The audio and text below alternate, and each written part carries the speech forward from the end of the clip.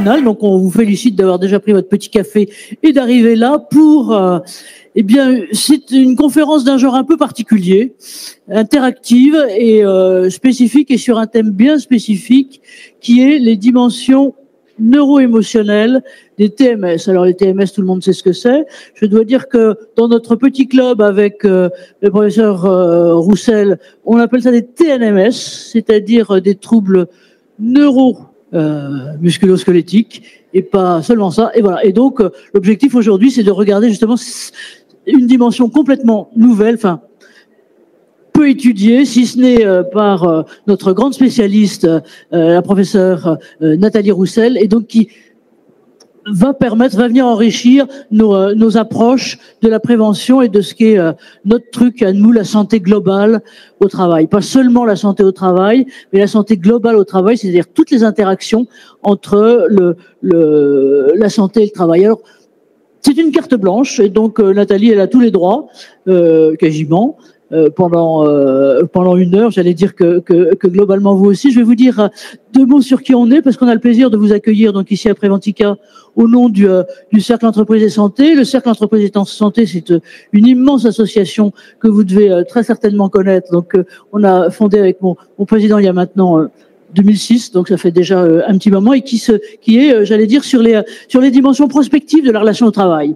Voilà, donc la définition officielle, c'est think tank, do tank, mais vous voyez, notre mission, c'est l'intérêt général.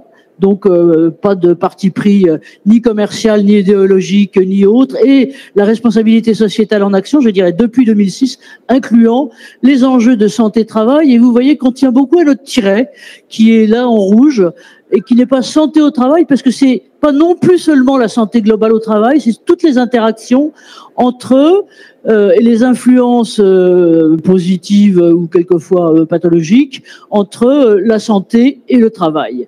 Et que notre position à nous, c'est tiers de vigilance et tiers de prévenance. C'est une autre façon de lire la prévention, parce que la prévention, comme vous savez, ça connote un peu anciennement le prévenu. Avoir une prévention contre quelqu'un, c'est pas limitant que ça. Alors que la prévenance, c'est ça mixe la bienveillance finalement et le positif de ce côté-là. Et voilà. Et ce qu'on vous propose, c'est une forme de pas de côté, et donc un peu systématiquement de regard prospectif et nouveau sur d'autres choses. Et donc nous voilà. Et voilà, je vous présente d'abord professeur Nathalie Roussel. Donc elle nous vient, et Bercy, c'est quand même loin. Elle nous vient d'Anvers spécialement pour cette conférence. Elle est professeure donc à l'université d'Anvers. Et ce que je dis, c'est qui est très intéressant, c'est qu'elle est docteur en médecine, mais issue de la physiothérapie et de la kinésithérapie. Et ce qui est intéressant, c'est que, si je peux me permettre, on verrait pas en France, pardon de dire les choses, quelqu'un avec un rang officiel dans un CHU de PUPH, donc le praticien hospitalier, professeur d'université devant lequel tout le monde a révérence. Donc nous avons grande révérence pour Nathalie, mais c'est bien le cas. Et ce qui est aussi intéressant, c'est que sa faculté n'est pas qu'une faculté de médecine, c'est une faculté de médecine et de sciences de la santé, pas seulement médicale. Et donc, vous voyez, là, on ouvre déjà beaucoup le périmètre, et je dirais qu'elle est sur cette question de douleur, elle est bref, spécialiste européenne et internationale, avec plus de 100 publications spécifiques sur les questions de douleur, appliquées notamment aux questions aux troubles musculo-squelettiques, mais dans toutes les dimensions, donc aussi bien biomécaniques que psychologiques. Et pour être avec elle, voilà donc en gros comment on va fonctionner. Premier exercice et topo si je peux me permettre, de Nathalie sur la compréhension de la douleur, et qui est souvent plus complexe que de simplement prendre selon les cas de l'ibuprofène ou autre truc sans faire de la pub. Je vous dis ça parce que moi je suis complètement allergique. Et appliqué au métier de. Et puis on aura un dialogue, et donc là je vous présente nos 3 co-intervieweuses, intervenantes ou autres. Donc Dr Carline Amiel à ma gauche immédiate, qui est le médecin du travail, médecin coordonnateur de l'hôpital Foch, et à l'origine et à l'impulsion et au pilotage d'un truc génial. Si vous avez le temps, venez tout à l'heure l'écouter aussi, qui est le centre de prévention, travail de l'hôpital Foch dans un concept complètement nouveau sur la santé des soignants. Merci. Donc, ce sera votre œil à la fois de médecin et de médecin du travail, puis votre œil perso là-dessus. Et puis, on a la chance aussi d'avoir avec nous deux spécialistes, j'allais dire grandes expertes pro des enjeux de biomécanique et donc des TMS, j'allais dire sur la partie prévention et en même temps sur la partie anticipation, prévention primaire, mais aussi globalement les deux autres. Et donc Anaïs Jorel qui est là, alors qu'elle est une habituée, merci d'être là souvent, donc peu spécialiste du facteur humain et des dimensions biomécaniques sur un certain type d'exosquelette. Et donc, comme on est passionné des exosquelettes, on a la chance d'avoir avec nous aussi Emma Riodare, qui est, elle, de HMT. Pardon, j'ai pas dit j'appelle médical pour le premier, mais plutôt à titre perso, je dirais. Idem, expert de voilà. Donc, à vous après, tout à l'heure, à la fois la charge des questions et la charge de l'ensemble, de l'interaction. Et puis à vous aussi, on essaiera de s'arrêter. Vous sauterez sur mon micro quand même de temps en temps. Donc, merci à vous tous. Alors,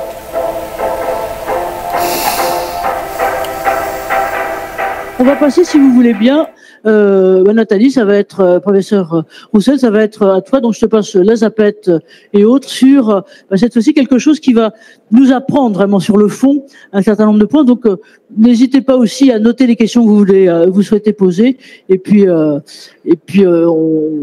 l'issue de votre exposé, on verra ça. Merci Nathalie, c'est à toi. Voilà. Merci Anne-Marie pour l'introduction. Merci à vous toutes pour les questions. Très heureuse d'être là. Voici la ville d'Anvers, c'est le nord, mais il fait pas très froid. Donc il y a 30 degrés demain. Donc voilà, donc c'est la ville où je suis née, la ville où j'enseigne. C'est tout à fait au nord de la Belgique. Mesdames, si vous voulez acheter des pierres précieuses, messieurs aussi, ou si vous avez envie d'oublier que madame est partie avec la carte bancaire, il y a des bières. Et sinon, il y a certains bâtiments à visiter si jamais vous passez par là. Alors, peut-être, petite information, je n'ai jamais étudié en français. Donc, j'ai été scolarisée, j'ai fait toutes mes études en néerlandais, en anglais. Donc, si j'ai un accent, si j'ai une construction de phrase qui vous interpelle, c'est normal. Voilà. Alors, j'ai eu la chance d'être sponsorisée par différentes instances pour faire cette recherche. Je pense honnêtement que je n'ai pas de conflit d'intérêt dans le vrai sens du terme. Cet argent va à la recherche et pas au souper que j'organise ou à mes tenues. Voilà. Voici l'outline de la présentation. Donc, je voudrais juste faire une introduction, mais pourquoi faire des recherches scientifiques sur la douleur? J'aimerais vous proposer une piste pour que vous compreniez la douleur, sachant que c'est quelque chose de complexe, alors qu'on la simplifie malheureusement trop souvent à un élément. Et on va faire le lien avec les métiers de scène comme un exemple. Comment le travail peut influencer les troubles musculo-squelettiques, dont la douleur est le symptôme le plus courant, et surtout ce qu'on pourrait en faire et quelle est l'approche qu'on va utiliser. Et puis on va ouvrir le débat avec toutes ces personnes intéressantes ici autour de la table. Voilà. Ici, vous avez déjà une ancienne slide, mais qui montre bien l'augmentation de la douleur chronique dans la population générale. Il y a certainement l'âge. La douleur chronique est plus prévalente chez des personnes avec plus de maturité, on va dire. Mais la sédentarité est aussi un facteur, et le Covid aussi. Il y a énormément de patients post-Covid qui souffrent de douleurs chroniques. Donc, on sait que cette vague de douleurs chroniques va continuer à quelque part nous tomber dessus. Et en tant que société, on a une responsabilité par rapport à ça. Alors, ici, vous voyez la définition de l'IASP. C'est l'Institut mondial qui étudie la douleur et qui dit que la douleur, c'est une expérience. C'est pas simplement un symptôme, mais c'est une expérience sensorielle et émotionnelle. Donc, le mot émotionnel est repris dans la définition de la douleur de l'IASP, et qui est désagréable. Et on fait souvent une association avec des lésions tissulaires, mais ce n'est pas nécessaire. Alors, pour moi, ce n'est pas important que vous connaissiez cette définition, mais les mots-clés sont « c'est une expérience »,« c'est multifactoriel » et « oui, les émotions jouent un rôle ». Et non, ce n'est pas un problème. Donc, les émotions font partie de la douleur et on va devoir en tenir compte. Évidemment, Il y a donc, à côté de ces facteurs émotionnels, il y a des facteurs biologiques, mais aussi des facteurs sociaux. C'est pour ça que je suis tellement convaincue que la douleur doit être approchée d'une vision biopsychosociale avec beaucoup d'acteurs, beaucoup d'intervenants. Et le but de cette présentation, c'est aussi de faire une différence entre des fausses croyances, des choses qu'on dit à propos de la douleur mais qui ne sont pas correctes, et ce qui a été prouvé scientifiquement, ce qui est correct. Alors, très souvent, les gens cherchent une cause de la douleur. Ils veulent lier la douleur à un aspect, un facteur. Et dans un contexte de douleur aiguë, on pourrait se dire qu'il y a eu un élément déclencheur, une entorse, une fracture, un accident. Mais dans une douleur chronique, c'est vraiment un mythe d'associer la douleur à un facteur. Et il faut savoir qu'au niveau neurophysiologie, donc la façon dont le corps fonctionne, ce sont des mécanismes complexes. Alors, sur ces photos, vous voyez des images de gens qui ont certainement un endommagement tissulaire. Donc, il y a eu une perforation, ça veut dire qu'il y a eu un signal qui a été envoyé vers le cerveau, et pourtant, ça ne fait pas mal. Pourquoi? Parce que c'est associé à un rite dans ces cultures-là, alors qu'en bas, vous voyez deux personnes qui souffrent de maux de tête et de maux de dos. Je pense qu'il n'y a personne qui se dit qu'il y a quelque chose qui est abîmé dans sa tête. En étant fatigué, en ayant mal à la tête, on ne pense pas tout de suite à un endommagement tissulaire. Donc, il y a autre chose qui pourrait expliquer cette douleur. Et donc, je voudrais vous amener vraiment vers la neurophysiologie, la façon dont fonctionne le corps, pour que vous compreniez après pourquoi on doit tenir compte de certains facteurs dans la prise en charge des TMS. Si je vous caresse le dos, donc c'est un stimulus doux qui est de faible intensité, il va y avoir une activation dans des neurones et cette information va être envoyée vers le cerveau et le cerveau va percevoir cette sensation comme étant une sensation de caresse. Et donc, il va y avoir, oui, ça va être plus simple, il va y avoir une activation dans le nerf et le courant électrique, on peut le comparer à une enveloppe. L'enveloppe va être envoyée vers le cerveau ouvre l'enveloppe et l'enveloppe dit c'est une sensation de caresse. Donc c'est pour ça qu'il y a le mot anglais touch. Si par contre je suis une sadique, on dit ça des kinés, ce sont des sadiques qui font mal aux gens, et je vous écrase le doigt, je vous caresse pas le doigt, je vous écrase, il va y avoir une activation d'autres neurones, d'autres nerfs, il va de nouveau y avoir cette décharge envoie une enveloppe vers le cerveau va l'ouvrir et va dire « Ok, ça c'est de la douleur ». Mais le stimulus est intense. Et donc, c'est pour ça qu'on doit regarder ce qui se passe à l'intérieur du corps et on parle des voies ascendantes. Ce sont les voies qui montent vers le cerveau, qui vont donc de la périphérie. J'ai pris une image d'un genou d'un patient hémophile avec beaucoup d'arthrose et d'inflammation et de saignement dans le genou. Pour donner un exemple, donc l'information va du genou, est envoyée vers le cerveau et ce n'est qu'au moment où l'information arrive au cerveau qu'il va y avoir cette ouverture de l'enveloppe. Et donc, c'est pour ça que je dis en blaguant à mes patients, no brain, no pain. Vous n'avez pas de cerveau, magnifique, vous ne ressentez pas la douleur. Parce que ce n'est qu'à partir du moment où l'enveloppe arrive dans le cerveau qu'il peut y avoir une sensation de douleur. Donc, si quelqu'un vous pose la question, mais est-ce que la douleur, c'est entre les deux oreilles? À partir d'aujourd'hui, vous allez répondre oui ou non. Vous allez tous répondre oui, parce que chez la majorité des gens, le cerveau se trouve entre les deux oreilles. Donc oui, it's all in your head. Mais donc, si on va regarder ce qui se passe dans ce cerveau, et encore une fois, c'est vraiment la science qui nous a permis de comprendre, il va y avoir cette information, encore toujours cette enveloppe qui va être envoyée vers le cerveau. Et il y a une partie du cerveau qu'on appelle le cortex sensoriel qui va ouvrir cette enveloppe et cette enveloppe va toucher une partie, par exemple, du corps qui est liée au dos. Donc vous avez ici le bas du dos. Donc non, ça ne porte pas assez loin. Le bas du dos. Et c'est parce que l'information arrive dans cette partie-là du cerveau que vous allez ressentir une douleur dans le bas du dos. Mais le stimulus, l'interprétation, vient du cerveau. Et pareil, si vous avez un stimulus qui va toucher la zone de la nuque, vous allez physiquement ressentir la douleur dans la nuque. Et donc, c'est comme ça qu'on pourrait expliquer les douleurs fantômes chez des patients qui ont été amputés d'une jambe, parce qu'on a amputé le membre, mais on n'a pas amputé le cerveau. Donc, cette partie du cerveau continue à recevoir des informations, des impulses nerveux, des enveloppes, on va dire. Donc, c'est tout à fait logique que dans un premier temps, le patient, après son amputation, ressent encore physiquement une douleur dans la jambe, alors qu'il n'y a plus de jambe. On a longtemps pensé que le cerveau avait un centre de douleur, qu'il y avait donc un endroit qui était stimulé par cette information nerveuse, mais c'est faux, il y a énormément de parties du cerveau qui sont stimulées. Et donc, une autre partie du cerveau qui peut recevoir cette enveloppe, c'est le cortex préfrontal, et c'est là qu'il y a les idées par rapport à la douleur, mais aussi la rumination. Et donc, ça, c'est un élément, on va y revenir plus tard dans la présentation, mais on sait que des gens qui s'en font, des gens qui ruminent par rapport à la douleur, sont à risque pour développer des douleurs chroniques. Parce que cette partie du cerveau continue à être active et va quelque part interpréter tout signal comme étant dangereux et donc douloureux. Il y a plein d'autres facteurs, et c'est pas le but de faire un cours de neurophysiologie fondamentale, mais donc on associe la douleur avec quelque chose de désagréable parce qu'il y a d'autres parties du cerveau qui sont activées. Mais donc, en gros, la partie importante, c'est qu'il y a énormément de parties du cerveau qui sont stimulées, et au plus que cette stimulation est intense, dans une douleur chronique, elle est peut-être là tous les jours, au plus que ce cerveau va être quelque part efficace. Donc, si vous êtes ici aujourd'hui, c'est parce que vous êtes convaincu que vous pouvez encore apprendre quelque chose de neuf, qu'il y a encore des connexions dans vos neurones qui peuvent se faire même à l'âge adulte. C'est la raison pour laquelle on peut encore apprendre un sport ou une nouvelle langue à l'âge adulte. Mais la douleur, c'est aussi une forme d'entraînement du cerveau.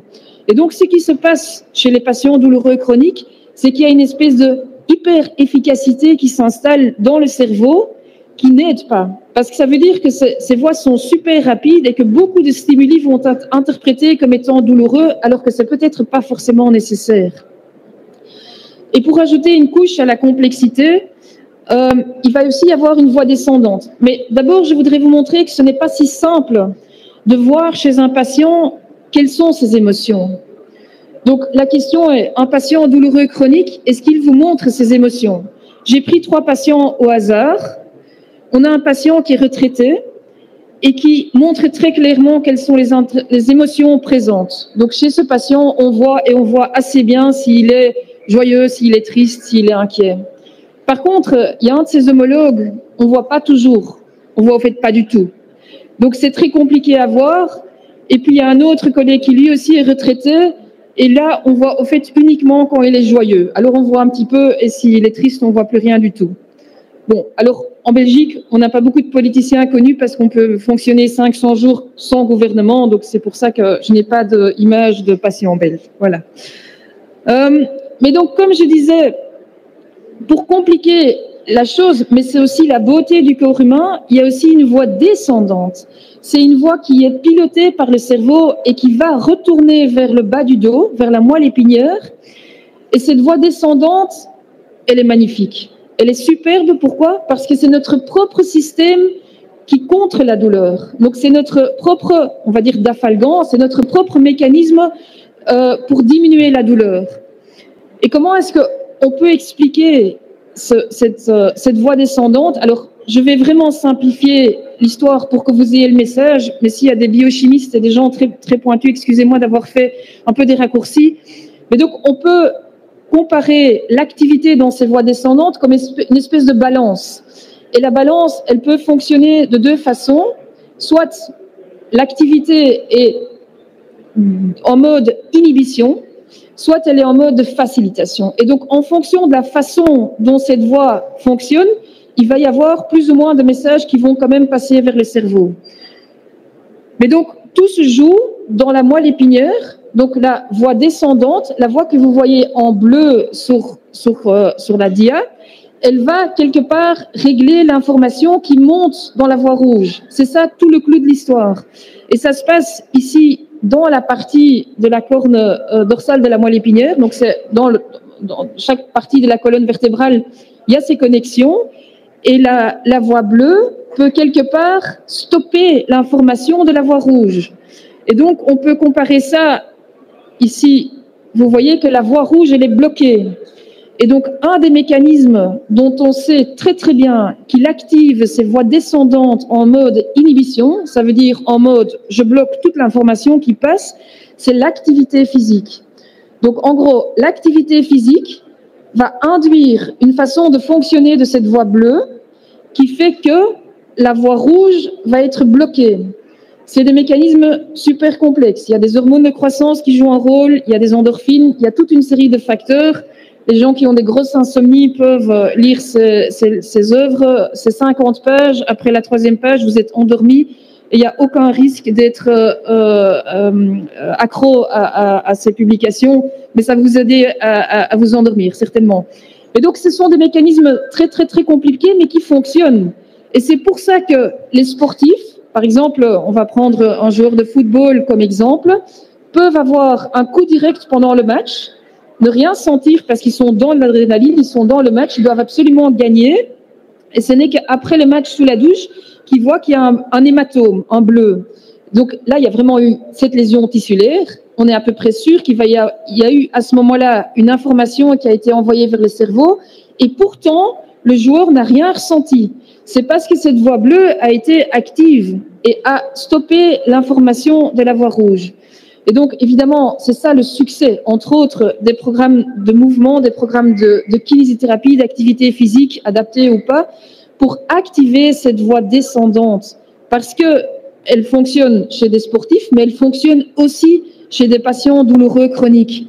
Et donc, il y a énormément de publications qui montrent que l'activité physique va faire activer cette voie bleue dans un mode d'inhibition. Alors, malheureusement, ce n'est pas un effet instant. Donc, il faut un entraînement, tout comme il faut un entraînement pour bien maîtriser un sport. Par exemple, vous voulez apprendre à jouer au tennis, vous voulez bien maîtriser le service, il faut qu'il y ait un entraînement qui se fasse avant que vous mettez la balle dans le bon endroit sur le terrain de tennis. C'est pareil pour cette voie descendante. Si on veut qu'elle reprenne convenablement sa fonction d'antidouleur, donc son propre mécanisme de contrôle, il faut un certain dosage de l'exercice. Et donc, chez nos patients douloureux chroniques, on leur dit, vous devez vous inscrire dans un programme de 3 à 6 mois. Et il faut être adhérent au traitement, même si peut-être au début, ça va créer un petit peu plus de douleur. Mais donc, à long terme, ça fonctionne, on est convaincu. J'ai mis le smiley parce que ça, c'est ce que mes étudiants comprennent. Le smiley, ce qui se passe, il va bloquer. Donc, on va prendre l'image des endorphines. Ce sont donc les substances qui sont libérées par le cerveau. Pour faire très simple, elles sont envoyées par la voie bleue vers l'endroit de communication et elles vont bloquer les capteurs qui se trouvent ici. Donc, il y a les capteurs. Mais si le smiley se colle dessus, il n'y a plus d'information qui s'est passée. Encore une fois, c'est très, très, très simplifié. C'est pas tout à fait correct, mais c'est pour vous donner une idée comment fonctionne cette voie. Mais donc, encore une fois, cette voie descendante est activée par l'activité physique, mais il faut un certain entraînement avant que ça fasse de l'effet chez des patients douloureux chroniques. Si dans la salle, vous n'êtes pas douloureux chronique, je ne peux vous conseiller que d'activer cette voie parce que ça fonctionne très, très bien en mode de prévention. Donc, si vous allez à la maison ce soir et que vous avez un petit peu de temps libre, essayez d'avoir une activité physique sur base régulière. C'est la meilleure façon d'éviter les troubles musculo-squelettiques. Voilà. Malheureusement, il y a un revers de la médaille, c'est que cette voie bleue, parfois, elle ne fonctionne pas dans un mode d'inhibition, mais dans un mode de facilitation. Donc, elle va faire juste l'inverse de ce que je viens de vous expliquer. Au lieu de bloquer l'information de la voie rouge, la voie ascendante, elle va amplifier. Un peu comme un ado qui met le volume de sa radio à tue-tête et tout le signal est amplifié et tout le quartier profite de sa radio, ou pas. Voilà. Mais donc, le mode de facilitation, c'est l'inverse. C'est le signal qui arrive de la périphérie, il va être amplifié. Il va y avoir beaucoup plus d'informations qui va aller vers ce cerveau. Et c'est là que ça se passe mal. Le cerveau pense qu'il y a un danger et va créer cette sensation de douleur. Et donc, qu'est-ce qui fait que cette voie bleue fonctionne en mode facilitation et pas en mode d'inhibition? Ce sont ces fameux facteurs émotionnels, ces facteurs psychosociaux, dont le stress, dont la rumination, dont l'anxiété, dont la peur de la douleur, la peur du mouvement. Et c'est ça qui nous a ouvert les yeux les 15 dernières années. Et c'est pour ça qu'on doit tenir compte de cette dimension émotionnelle ou neuro-émotionnelle, parce qu'on inclut le cerveau, dans les troubles musculo-squelettiques. Et donc, la bonne nouvelle, c'est que le système est plastique. Encore à l'âge adulte, notre système nerveux est très plastique. Encore une fois, c'est super bien pour apprendre une langue, pour apprendre des nouvelles compétences. Dans le contexte de la douleur, on parle de maladaptatif parce que ça ne nous aide pas. D'un autre côté, si c'est plastique, ça veut dire que c'est réversible et que donc, avec nos programmes pour les TMS, on peut retourner à une situation où la personne a une belle qualité de vie malgré tout ce qui se passe. Donc la neuroplasticité, pour moi, c'est vraiment un avantage, mais encore une fois, cela prend du temps. C'était une longue introduction, mais donc c'est ça la raison pour laquelle il faut vraiment analyser les douleurs ou les TMS dans un point de vue biopsychosocial, avec évidemment des éléments biologiques, mais aussi des facteurs psychologiques et évidemment des facteurs sociaux. S'il y a un conflit avec l'employeur, s'il y a une rumination par rapport à les contrats à durée de court terme et que donc l'employeur peut perdre son emploi, ce sont des choses qu'il faut intégrer. Et donc, ce qu'on va faire avec chaque individu, c'est un peu sa carte d'identité de la douleur ou des TMS, c'est adapter ça à l'individu qui se trouve devant nous. Parce qu'évidemment, on ne va pas généraliser. Ce qui est d'influence chez un patient n'est pas nécessairement le cas chez quelqu'un d'autre. Mais donc voilà, une très longue introduction, mais pour maintenant aborder le vif du sujet, c'est-à-dire mieux comprendre la douleur chez les métiers de scène. Et j'ai pris les musiciens et les danseurs comme exemple. J'ai fait pas mal de recherches dans ces groupes-là. Ils ont énormément de TMS. Et je voudrais vous amener un petit peu dans ces histoires-là pour aussi voir plus concrètement, mais quels sont les facteurs qu'on peut modifier et quels sont les facteurs qu'on ne peut pas modifier et quel est le rôle de l'entreprise dans tout ça, de tout l'environnement.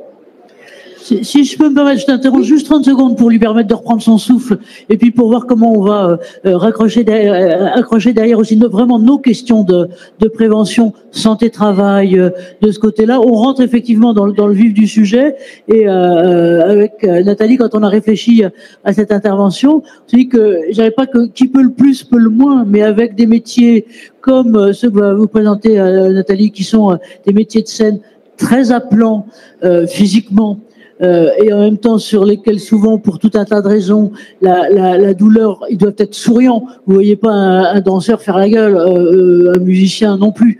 Et donc, ils doivent complètement compenser ça.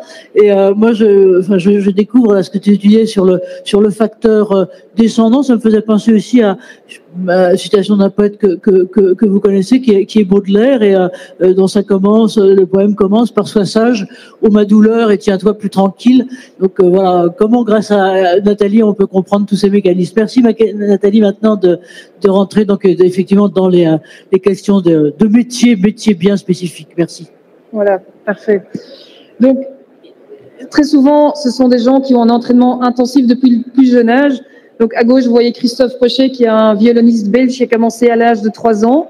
Et à droite, vous voyez Léna Clerc, qui est une danseuse qui a aussi commencé à l'âge de 4 ans. Ces gens, depuis leur plus jeune âge, font ces métiers, ces hobbies à ce moment-là, 6 jours sur 7 ou 7 jours sur 7. Et le problème, c'est que on voit des prévalences de TMS, de douleurs très élevées dans une population qui est quand même très jeune. On parle ici des danseurs de 25 ou de 20 à 30 ans, des musiciens, on va dire 20 à 40, 50 ans. Et donc, encore une fois, dans un point de vue de multifactorialité, je voudrais parcourir avec vous différents facteurs qui peuvent jouer un rôle. Évidemment, l'idée, c'est de se concentrer sur ceux qu'on peut changer, parce qu'il y en a qu'on ne peut pas changer. Et donc, les caractéristiques individuelles, l'âge, le genre, certaines caractéristiques personnelles, telles que la taille des mains chez un pianiste. Il y a des pianistes qui n'ont pas beaucoup de place, on va dire, et d'autres qui ont plus de place entre les doigts. Tout ça, on ne peut pas changer.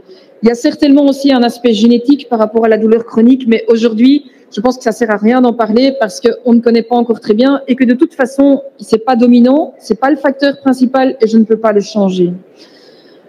On parle énormément de posture. Et donc, chez des musiciens, mais aussi chez les danseurs, on fait une différence entre des postures symétriques et des postures asymétriques. Alors, j'ai quand même regardé ce que l'État français a mis comme consigne et comme facteur à risque pour les TMS. Et la posture est reprise vraiment comme facteur à risque pour les TMS. Chez les danseurs et les musiciens, ça ne semble pas le cas. Donc ici, vous voyez des études qu'une de mes collègues a fait où on a évalué la posture en jouant à la clarinette Et donc, on les a mis dans le laboratoire biomécanique pour aller voir quelle est la posture et est-ce qu'il y a des postures qui sont plus associées à des douleurs, que ce soit les postures du bas du dos ou les postures de la nuque. Mais ça ne semble pas le cas. Donc, pour l'instant, il n'y a pas de preuve scientifique que ceci est chez les musiciens, que chez les musiciens, la posture est la cause de la douleur. Donc voilà. Donc il faut quand même nuancer. Et la posture, on parle de quelque chose de statique. Donc quelque chose qu'on ne bouge pas en jouant. En tout cas, pas ces parties-là du corps. Est-ce que ça veut dire que tout l'aspect biomécanique peut être jeté à la poubelle? Bien sûr que non. Je ne serai pas là ici. Mais donc, pourquoi est-ce que la biomécanique nous intéresse? C'est parce que c'est la mécanique du mouvement. Et c'est là qu'il faut aller chercher des facteurs à risque chez les danseurs et chez les musiciens. Mais on ne parle pas de la posture alors statique, on parle de la façon dont le corps contrôle le mouvement. Et on voit chez énormément de danseurs et de musiciens que à partir du moment où il y a une douleur, la façon de contrôler ses muscles, la façon de contrôler son mouvement change. Il va y avoir plus vite de la fatigue, il va y avoir d'autres muscles qui vont être sollicités, et ça, il y a énormément de preuves scientifiques. Donc, même si la posture ne semble pas l'élément important chez les musiciens, chez les danseurs et les musiciens, la façon dont les muscles sont activés semble un facteur important. Et donc ça, on va y revenir parce que ça, c'est quelque chose qu'on peut changer. S'ils ont eu mal et ils ont changé leur façon de faire, on peut revenir à l'état d'origine après. Pourquoi est-ce que c'est important? Et encore une fois, je voudrais vous ramener dans la neurophysiologie pour comprendre. Donc, si on veut faire un mouvement, que ce soit lever un poids ou boire un verre de vin ce soir, ça part d'une intention dans le cerveau. C'est le cerveau qui dit « je veux lever le verre » ou « je veux lever le poids ». Et il va y avoir une activité vers le muscle par une voie descendante. Ces muscles vont être activés et il va y avoir une information qui va retourner vers le cerveau. C'est donc exactement le même principe que l'information par rapport à la douleur, mais ici c'est par rapport au mouvement. Et cette information qui retourne vers le cerveau va dire au cerveau « attention, tu es en train de mettre ton verre, pas vers ta bouche, mais vers ton oreille. Tu vas faire des crasses si tu lèves le verre comme ça. Et donc, en cours de route, je vais adapter mon mouvement. » Ça, c'est parce que le cerveau reçoit de l'information en continu sur la façon dont je bouge. Dans un contexte de douleur, dans le cerveau, je vous ai expliqué qu'il y a tout un dérèglement du cerveau chez des patients douloureux chroniques, mais toute la communication interne avec le contrôle moteur, le cortex moteur, donc qui va alimenter cette information vers les muscles, change. Donc c'est très logique que la douleur va initier une autre façon de bouger. Ça peut être une crispation dans les muscles, mais ça peut aussi être activer d'autres muscles. Donc ça, c'est tout à fait normal. Et c'est pour ça qu'il faut le savoir, parce qu'il faut tenir compte de ça dans les programmes de rééducation. Aïe, la slide a bougé, c'est pas grave. Un quatrième facteur, c'est la charge de travail. Ici, j'ai pris des exemples des études que j'ai effectuées moi-même chez donc des jeunes danseurs. Ici, vous avez les danseurs du conservatoire avec un âge moyen de 20 ans, et vous voyez le nombre d'heures où ils sont actifs par semaine. En moyenne, c'est plus de 20 heures pendant les cours de danse et encore 5 heures à côté. Donc, ce sont des jeunes qui dansent, qui font un mouvement 25 heures par semaine.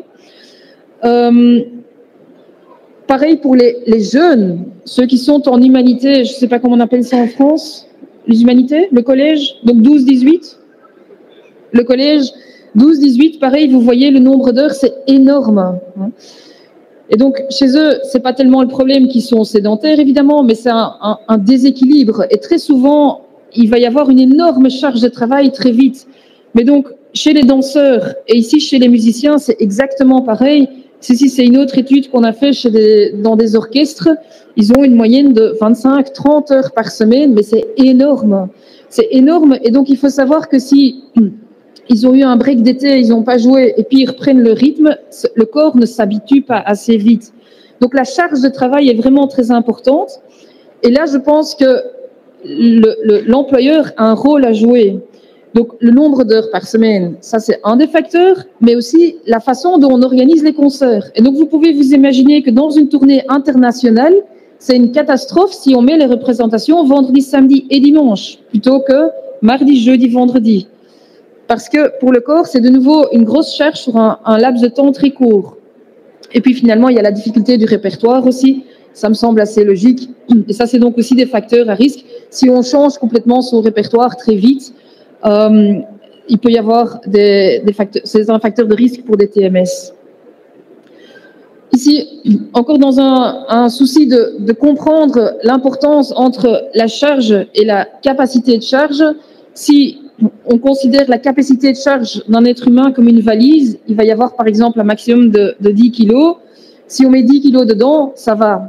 Par contre, évidemment, il y a un déséquilibre si j'essaye de mettre 15 kg ou 20 kg dans la valise qui n'en fait que 10. L'avantage, je vous ai expliqué la neuroplasticité, on peut améliorer la capacité de charge d'une valise, du corps humain, mais encore une fois, ça prend du temps. Et c'est pour ça qu'il faut bien comprendre tous ces facteurs comme ceux-ci. S'il y a un nombre impressionnant, mais surtout sur une période très intense et que la valise, elle est pas préparée à ça, le danseur ou le musicien va avoir des ennuis. Je parle des danseurs et des musiciens, mais vous pouvez transposer ça vers votre vie active. C'est évidemment juste en période de stress et de boulot intense que vous allez avoir mal au dos. Hein. C'est pas un hasard. Hein. C'est juste parce que la valise, à ce moment-là, elle n'est pas assez grande pour tout ce qu'il y a dedans, sachant que toute la charge mentale, c'est aussi une charge qui va ajouter du poids dans la valise. Donc voilà. Donc c'est juste un exemple, mais ça s'applique à bien plus de métiers que uniquement les métiers de scène.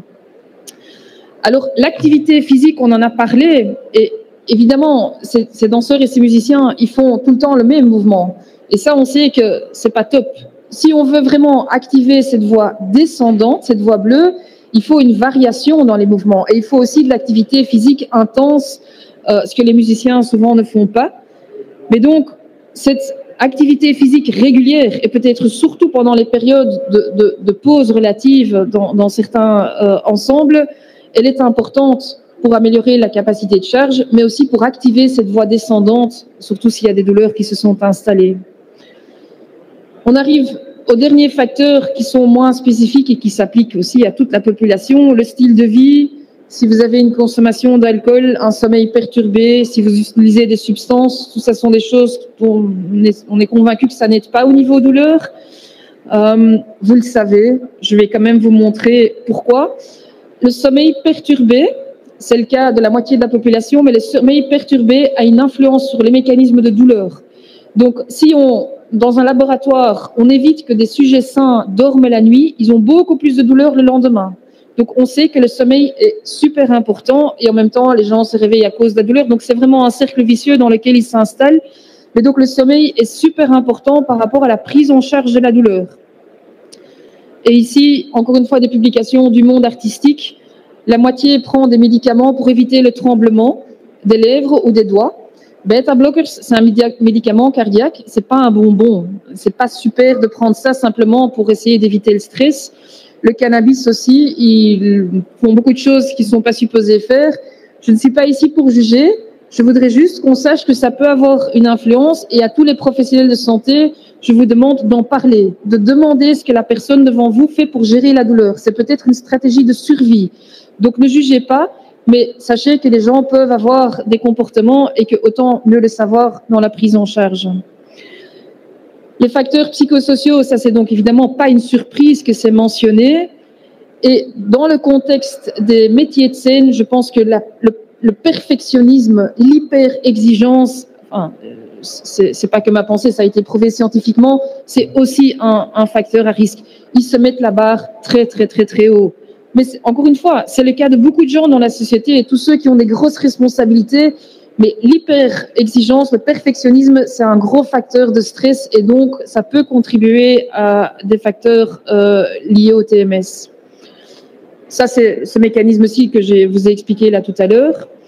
Et puis finalement, on arrive à l'environnement professionnel. Encore une fois, les métiers de scène, en tout cas en Belgique, ont été dans les médias avec relations toxiques, abus de pouvoir, #MeToo.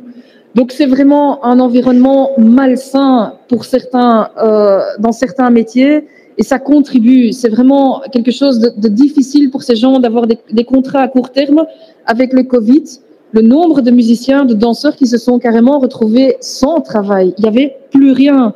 Et donc, si on sait qu'ils sont vraiment dépendants de leurs prestations pour garder le travail, c'est sûr qu'on comprend mieux leur tabou par rapport au TMS. Ils ne veulent pas en parler, mais non, ils seront éjectés de la prochaine chorégraphie.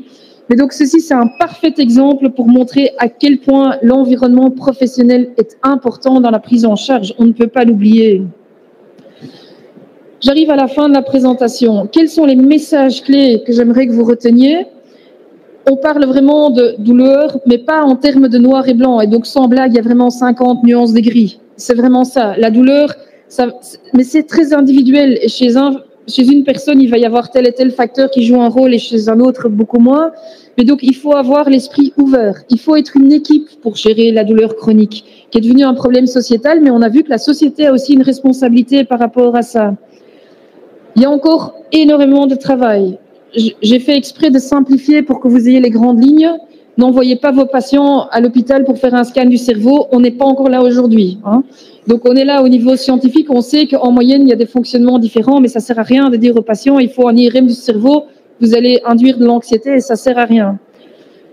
En Belgique, l'âge de la pension a reculé. Donc, le ministre m'a donné 2 ou 3 ans en plus, ou peut-être 5 ou 10 pour faire mes travaux. Donc, voilà. On a un petit peu plus de temps pour faire ça. Alors, il y a encore d'autres facteurs dont je n'ai pas parlé, mais chez nos jeunes danseurs, on a vu que tout leur système hormonal était déréglé. Je t'interromps, mais il va falloir qu'on passe au débat, si tu veux bien. Ça va. Donc voilà. Donc, mieux comprendre la douleur, ça c'est le message d'aujourd'hui. Et je vous remercie de votre attention. Merci. Merci, bravo. On t'applaudit un grand merci. Parce que ça nous permet de comprendre plein de choses et la complexité de toutes ces choses. Un grand bravo à toi, à vous, professeur Roussel. Alors,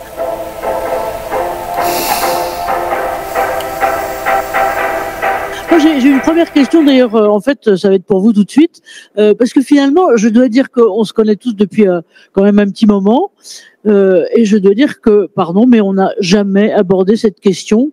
C'est, Caroline, ça serait aussi peut-être un peu pour toi, pardon, alors je sais pas si on peut dire usuellement, mais toi tu as le double bénéfice, si on peut dire, d'être à la fois dans un environnement de soins, donner des soins, et donc donner des soins par principe, je dirais que à peu près 80% de vos patients au moins doivent être en souffrance, doivent être globalement en douleur, et puis en factitif, vous, plus précisément comme médecin du travail, vous occupez de ça. Comment classiquement tu ressens, je dirais, non seulement chez vous, par exemple à l'hôpital Foch, mais même globalement dans nos milieux de préventeurs, comment est pris la question de la douleur? Et puis après, je me poserai un petit peu la question à vous deux aussi. Et puis Nathalie, tu interviens quand tu veux. Caroline, alors bon, on m'entend? Non. Allô? Vous m'entendez? Ouais. Bonjour à tous. Alors, question piège. Donc moi, je vous fais juste le panorama. Je suis médecin du travail depuis 20 ans. Ces problématiques de douleurs chroniques, je les ai rencontrées dès le début de ma formation. Dans notre activité, on a normalement pour objectif de prévenir l'apparition des problématiques de santé, notamment en relation avec le travail. Si on devait avoir juste ce focus-là, aujourd'hui, j'ai beaucoup apprécié votre présentation, Madame Roussel, parce que franchement, je l'ai trouvé extraordinaire sur le côté pluridimension. On ne veut pas dire aujourd'hui qu'une douleur est due à un port de charge parce qu'on a porté un patient à l'hôpital quand on est aide-soignante ou infirmière. Cet aspect psychosocial est aussi essentiel et on se rend compte aujourd'hui, quand on regarde tous les facteurs de risque qui ont été présentés, qu'il est impératif de les prendre en considération. Moi, quand je vois dans mes consultations aujourd'hui de jeunes infirmières diplômées après 3 ans d'études qui arrivent un peu épuisées par leur formation, une formation de 3 ans qui est très très dense, on les examine, il n'y a pas de problématique de scoliose ou d'attitude particulière, elles ont déjà mal au dos alors qu'elles n'ont pas encore commencé à travailler. Donc là, clairement, quand nous, en tant que médecins du travail, on intervient, c'est en général trop tard. On vient nous voir parce qu'on est en arrêt de travail, parce qu'on a des douleurs chroniques, parce qu'il faut aménager un poste de travail. Et malheureusement, on n'est plus dans la prévention primaire. On arrive un peu en bout de course, hein. On utilise des centres de réadaptation, c'est vrai, et on a beaucoup d'objectifs positifs sur ces centres de réadaptation, mais malheureusement, en fonction des facteurs individuels, on aura des professionnels en santé qui réussiront ce parcours et pour lesquels on arrivera à réintégrer une activité professionnelle et d'autres pas. Et aujourd'hui, c'est le vrai sujet de se dire comment il faudrait qu'on intervienne en amont sur cette question de la prévention primaire. À l'hôpital, ce que je constate aujourd'hui, c'est qu'on parle beaucoup de prévention primaire, mais on a énormément du mal à la mettre en application. En gros, il faudrait faire un screening de toute la population qui travaille aujourd'hui, évaluer toutes ces dimensions et se dire, très bien, on va mettre tout le monde au sport. Ben, c'est génial, moi je veux bien mettre tout le monde au sport. Tout le monde vous dira, oui, non mais le sport c'est super, c'est ma résolution du 1er janvier, on va y aller. Et quand on les récupère en consultation, parce qu'on les voit régulièrement, c'était un vœu pieux. Mais malheureusement, on a la surcharge pondérale qui vient se mêler un petit peu dans l'affaire. On a la pénibilité du travail, on a les contraintes personnelles, on a le trajet, on a la famille, on a les enfants. Tant et si bien que sur les professionnels de santé, on se rend compte, on a fait une étude et je regrette que ma chère psychologue du travail et des organisations qui est Sabrine Berada, qui aurait dû intervenir aujourd'hui, avec qui je travaille depuis de nombreuses années, connaît très bien le sujet et les professionnels de santé aujourd'hui, parce que pour le coup, nous, on est focus hôpital, ne prennent pas soin d'eux. On l'a vu pendant le Covid, on a énormément occupé le terrain. Ils ont cette empathie et cette dévotion de leur métier, mais ils n'arrivent pas à prendre soin d'eux sur le domaine de la prévention. Donc, juste pour clôturer, notre objectif, en tout cas aujourd'hui, au travers du Centre Prévention et Travail, c'est de générer cette culture de la prévention et de dire à tout un chacun, dans le cadre de nos échanges, il faut d'abord prendre soin de vous pour ensuite prendre soin des autres et surtout éviter que ces problématiques de santé n'apparaissent au fur et à mesure de votre carrière. Si, merci Karine. Alors, j'ai envie, mais d'en profiter pour poser une question piège, puisque tu l'as pris comme une question piège, cette fois-ci à Nathalie. Alors, sans traduire des secrets complets, mais comment toi, à la fois ta spécialité et ton approche, si je peux me permettre, est prise à la fois par tes collègues, j'allais dire à la fois les collègues médecins de la fac de médecine au sens le plus classique du terme, et en même temps peut-être justement par l'univers du travail autre que celui des danseurs. Comment ça se passe et comment ça se passe autour de toi? Parce que j'imagine que la voix nouvelle que tu en fais entendre ici, elle est aussi un peu chez toi. Mais je confirme, c'est pas parce qu'on travaille dans une faculté de médecine que les gens sont des meilleurs patients, hein. Donc, je pense que c'est vraiment un problème de société et c'est encore très fragmentarisé la prise en charge. Donc, même si on travaille dans une faculté de médecine, on n'a pas la possibilité d'avoir cette approche pluridisciplinaire comme ça. C'est une fois qu'ils sont à la clinique de dos ou la clinique de la douleur, mais c'est trop tard, c'est beaucoup trop tard. Donc je rejoins tout à fait, il faudrait beaucoup plus axer sur la prévention primaire, mais avec différentes portes d'entrée. Et si quelqu'un veut pas faire de sport, essayez de voir quels sont les freins. Parce que c'est peut-être tout à fait autre chose et que c'est les freins qu'il faut aborder plus que le fait de bouger. Mais de là, on joue sur et l'aspect individuel et l'aspect multifactoriel qui sont importants. Mais donc, on n'est pas mieux en verse. Voilà. On est tous en recherche de ce qui peut être mieux, mais il y a déjà, ce qu'il y a de bien là, c'est la prise de conscience qui est tout à fait importante. Et même quand Karine dit, on est tous là, et particulièrement le 1er janvier, mais enfin pas seulement, à dire prévention et sauter comme un cabri, comme aurait dit De Gaulle. Enfin, simplement après, globalement, qu'est-ce qui se passe? Voilà. Alors après, qu'est-ce qui se passe? Parce que là, on va interviewer nos deux autres spécialistes, mais cette fois-ci des questions biomécaniques, donc des questions qui sont à la fois articulaires, mais aussi de tension musculaire et autres, complètement au travail et théoriquement, j'allais dire en anticipation des métiers très appelants, qui sont d'autres métiers à risque, d'autres métiers qui ont besoin d'être prévenus ou compensés. Voilà. Comment chez vous, je dirais à la fois du côté de ceux qui vont être vos personnes que vous aidez, les entreprises que vous aidez, mais en même temps, en interne, dans les propres développements, pardon de rentrer dans les secrets de la R&D, mais autres, comment chez vous on prend ces questions-là? Peut-être, oui, voilà, Anaïs, et puis. Alors,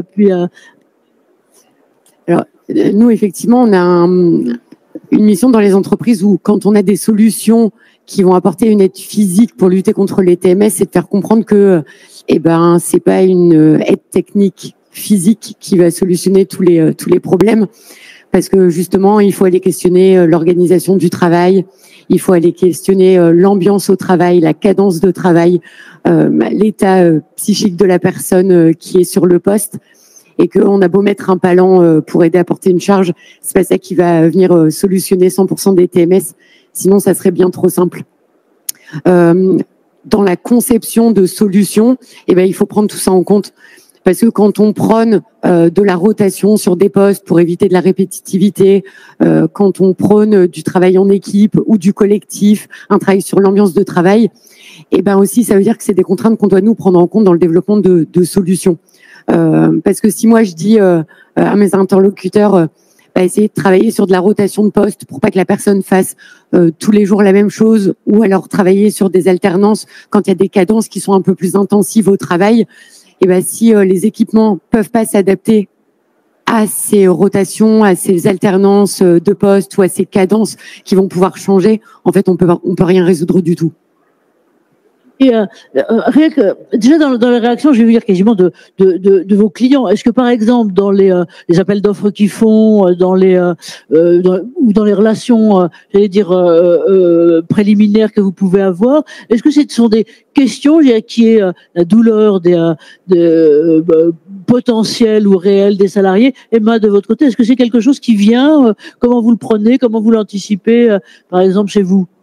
Alors, voilà. Oui, nous justement sur nos solutions, c'est souvent quand il y a de la douleur que la question se pose, et en fait ça revient sur tout ce qui a été dit, c'est que en prévention, quand il n'y a pas de douleur, c'est toujours plus compliqué, et c'est souvent quand la douleur est là qu'on cherche des solutions. Et nous, notre rôle, il est aussi de montrer qu'il y a des solutions qui existent en amont et qu'il ne s'agit pas d'attendre la douleur pour agir. Effectivement, on en a le signal, et à ce moment-là, vous intervenez, je vais dire, en prévention tertiaire ou secondaire, mais pas en prévention primaire. De votre côté, et comment vous sentez aussi les choses évoluer? Parce que si je peux me permettre, nous on est très fiers d'avoir Nathalie là et de pouvoir l'organiser dans une salle plénière. Aujourd'hui, je peux vous dire que ça fait quand même un bout de temps qu'on se connaît, et pardon de cafeter, mais que on avait envie de développer les choses aussi ici, et jusqu'à ce mois de juin 2025, c'était pas un truc très très possible. Donc les choses mûrissent. Comment vous voyez les choses évoluer? Ça évolue. Il y a quelques années, on avait tendance à faire venir des ergonomes dans les entreprises quand ça allait mal. C'est un peu la dernière roue de secours. Au secours, tout va mal. Vite, ergonome, viens nous aider, trouve-nous la solution miracle. De plus en plus, maintenant, on voit qu'il y a dans les centres et les services de santé au travail une dimension prévention où on vient agir en amont dans la conception de lignes de production avant même que les opérateurs soient sur le poste. On va venir questionner le travail, voir comment ça va fonctionner pour justement éviter d'en arriver à maintenant c'est trop tard, qu'est-ce qu'on fait? Ça évolue lentement, mais ça évolue et positivement. Merci. Question dans la salle. Moi, je voudrais rajouter une chose et puis passer la parole à aussi Caroline, vous redemander votre avis là-dessus. Une chose qui est frappante, c'est que tristement, mais c'est comme ça, comme dirait l'autre, c'est souvent les pathologies et les pathologies sociales de la même façon qui permettent les prises de conscience et ensuite de faire évoluer les choses. Je dirais que même si officiellement la pénibilité a disparu pour tout un tas de raisons du code du travail, et que les facteurs de pénibilité sont devenus des facteurs ergonomiques, la pénibilité avec le vieillissement des populations et le fait que, quoi qu'on en dise, il faudra qu'on travaille plus tard, donc on attrape quand même quelques mots de temps en temps en vieillissant, ça fait bouger les trucs. Comment vous sentez les choses? Je dirais que là aussi, par exemple, Caroline, sur le vieillissement des soignants, parce qu'on voit par exemple, l'autre jour on avait un truc avec des aides-soignants tout à fait dans un autre cadre. Bon, la moyenne d'âge c'est 49 ans, sont des filles, c'est 49 ans, et donc avec des jobs durs, appelants. En plus, il faut prendre sa bagnole le plus souvent pour pouvoir aller d'un point à l'autre. Comment vous voyez les choses évoluer, notamment sur cette sensibilité-là, et sur le fait, comme vous disiez, Anaïs, que la prévention est devenue maintenant un cycle des services interentreprises de prévention santé-travail. Comment vous voyez les choses? Alors, on espère que demain, cette jeune génération de soignants, pour laquelle aujourd'hui on martèle depuis plusieurs années maintenant des messages de prévention, va se saisir un peu du concept multifactoriel. Et nous, notre objectif, en tout cas à Foch, c'est une prise de conscience individuelle, en se disant, je ne peux pas demain aider mes patients si moi-même j'ai un mauvais état de santé. Donc cette prise de conscience, nous on essaye de l'impulser dès la prise de poste, que ce soit le médecin du travail, la psychologue du travail des organisations ou les infirmières, quand les salariés sont reçus, on essaye d'impulser ce nouveau message. Dans le concept du centre prévention et travail qui a ouvert maintenant depuis un peu plus de 2 ans, l'objectif, c'est d'introduire des dépistages, donc sur plein de consultations différentes. On a notamment, par exemple, ouvert une consultation de podologie. Donc au début, quand on a créé le centre, on nous a dit mais pourquoi un podologue à l'hôpital ? On est convaincu et on est en train donc de rédiger un article scientifique au niveau duquel on va déjà faire un panorama des douleurs qui existent aujourd'hui à l'hôpital en fonction des différentes professions. De quel type de douleur ? Est-ce qu'on est sur de la lombalgie ? Est-ce qu'on est sur de la douleur du genou ? Est-ce qu'on est juste sur des douleurs au niveau des pieds qui sont ressenties de manière prédominante en fin de journée ? Pourquoi ? Parce que vous avez une station debout prolongée pendant 12 heures, parce que vous faites de la manutention de charge, parce que vous êtes brancardier et que vous allez pousser un lit poids vide 150 kg plus le poids de votre patient. Donc en fait, l'objectif, notamment au travers de la podologie aujourd'hui, c'est de se dire on essaye d'équiper tout le monde, d'équiper en semelle thermoformée celui qui n'a pas de problématique et d'équiper aussi celui qui a des problématiques et de réévaluer pour déterminer si cet apport d'orthèse, entre guillemets, peut être salvatrice sur le côté douleur. On a introduit une autre consultation qui s'appelle sport et santé. Donc on est nous dans la discipline sportive. Pourquoi ? Parce que on en est convaincu que si vous faites attention à votre organisme et à vos muscles et si vous les renforcez, quand vous allez devoir porter un patient au fond de son lit, quand vous devez gainer vos abdos, quand vous devez faire attention à vos lombaires, si vous n'avez pas cet entraînement physique, vous allez vous mettre en difficulté et la douleur apparaîtra.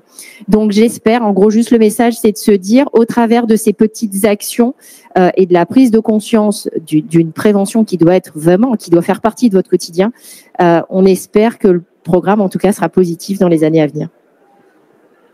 Merci Karine. Alors peut-être question, réaction ou vos expériences dans la salle. Attendez, j'arrive avec un micro.